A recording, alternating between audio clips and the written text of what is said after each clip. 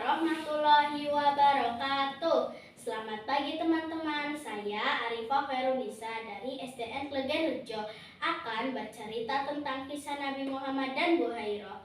Teman-teman, tahukah sejak kecil Muhammad hidup dengan kakeknya? Namun setelah kakeknya wafat, Muhammad hidup dengan pamannya, yaitu Abu Talib.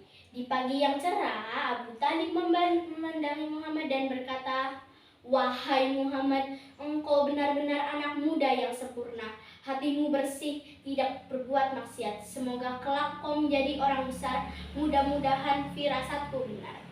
Abu Talib merasa beruntung dapat merawat Muhammad. Ketika usia Muhammad 12 tahun, kota Mekah dilanda paceklik panjang. Kehidupan terasa sulit. Orang-orang mulai mengeluh karena keterbatasan air dan bahan pangan. Kepada Abu Talib, masyarakat menyampaikan keluhannya. "Wahai Abu Talib, lihatlah daerah di sekitar kita ini. Tanah kering dan tandus, panen diperkirakan gagal jikalau hujan tak turun. Padahal ini yang kami andalkan untuk kehidupan sehari-hari. Kami mohon engkau berdoa kepada Tuhan agar menurunkan hujan." "Aku dapat merasakan kesedihanmu, wahai saudaraku. Mari kita berdoa tanpa henti kepada Tuhan semesta alam." Abu Talib pun teringat pada Muhammad, keponakannya, orang yang hatinya bersih. Barangkali mengajak Muhammad berdoa, hujan akan turun. Abu Talib mengajak Muhammad, "Wahai Muhammad, ikutlah dengan paman. Kita akan meminta kepada Tuhan untuk menurunkan hujan agar tanah-tanah kembali subur." Muhammad pun mengikuti pamannya ke Ka'bah. Setelah sampai di Ka'bah, Abu Talib menempelkan punggung tangan Muhammad ke dinding Ka'bah. Seraya berdoa, tak selang lama, tiba-tiba langit mendung. Datang dari berbagai penjuru langit dan hujan turun dengan derasnya. Masyarakat pun gembira. "Hujan, hujan, hujan, hore. Terima kasih ya Allah, Engkau telah menurunkan hujan. Mudah-mudahan berkah." Di musim panas bersama kafilah dagang akan melakukan perjalanan dagang ke Syam. Muhammad ingin ikut pamannya. Abu Talib agak keberatan jika Muhammad ikut karena usianya masih 12 tahun. Tetapi Muhammad memaksa dan beralasan. Akhirnya Abu Talib, "Baiklah, kamu ikut bersama kami." Sedangkan Muhammad tersenyum bahagia. Tibalah saatnya perjalanan dagang kafilah Muhammad dimulai. Mereka melewati jalur menyusuri Laut Merah, Madian dan Busro. Bagi kafilah dagang, Busro merupakan pusat perdagangan yang ramai sebelum tiba di Syam. Setelah sampai di Busro, para kafilah itu berniat istirahat sejenak, tidak jauh dari kediaman Buhairah. Sementara itu, dari kediamannya ternyata Buhairah mengamati para kafilah dan mengapa awan itu mengikuti mereka, seolah-olah menjaga agar mereka tidak kepanasan.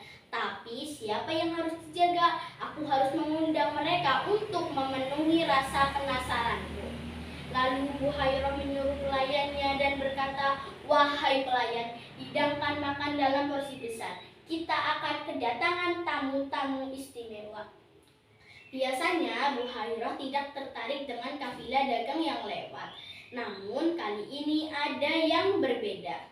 Buhairah pun mendekati kafilah dagang dan berkata, "Wahai kafilah dagang yang sedang istirahat tanpa mengurangi rasa hormatku, aku ingin mengundang kalian untuk makan bersama di rumahku. Tentunya aku telah menyiapkan hidangan untuk mengisi kekosongan perut kalian." "Wah, sungguh mulia niatmu, wahai rahib. Padahal selama ini kami lewat rumah ibadahmu. Namun perlakuanmu hari ini sungguh ramah. Apakah hari ini istimewa bagimu?" "Ya, kalian adalah tamu istimewa bagiku. Ayo, mari masuk ke dalam." Semua orang pun masuk ke dalam kecuali Muhammad karena menjaga perbekalan kafilah. Buhairah pun mengamati para tamunya. Buhairah merasa ada kejanggalan. Makanan di sini sangat lezat. Apakah semua sudah hadir di sini?" "Tenang saja Buhairah, makanan di sini cocok asalkan halal. Untuk keamanan perbekalan kami ada satu anak laki-laki berjaga di luar." Para kafilah itu berbisik-bisik membicarakan Muhammad. Kasihan sekali pemuda itu, ajaklah kemari untuk menikmati hidangan istimewaku. Tenang saja, aku perintahkan pelayanku untuk menjaga perbekalan kalian.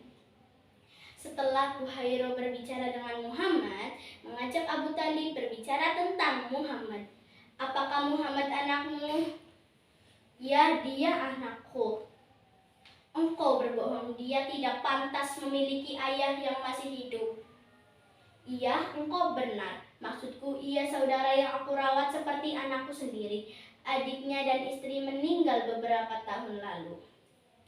Ketahuilah, ponakanmu itu adalah Nabi terakhir penerus Isa alaihissalam, utusan Allah bagi bumi. Dari mana kau mengetahui hal itu, wahai Buhairah? Tunjukkan padaku buktinya. Sebenarnya sejak kedatanganmu di Aqabah, pohon-pohon dan batu tunduk sujud. Mereka tidak akan tunduk sujud, melainkan seorang nabi. Aku bisa mengetahuinya dari tanda buah bawah tulang rahang yang mirip buah apel. Itu ada dalam kitab kami. Setelah mendengarkan perkataan Buhairah, mendadak Abu Talib merasa cemas. Lalu, apa yang aku harus lakukan sekarang? Saran dari saya, kembalilah ke negerimu. Di sini tidak aman untuk ponakanmu, terlebih Syam. Aku khawatir orang-orang Yahudi mengincar ponakanmu. Akhirnya, kafilah dagang Abu Talib kembali demi keselamatan Muhammad. Begitulah teman-teman, sejak usia remaja, Muhammad sudah menunjukkan tanda-tanda kenabiannya.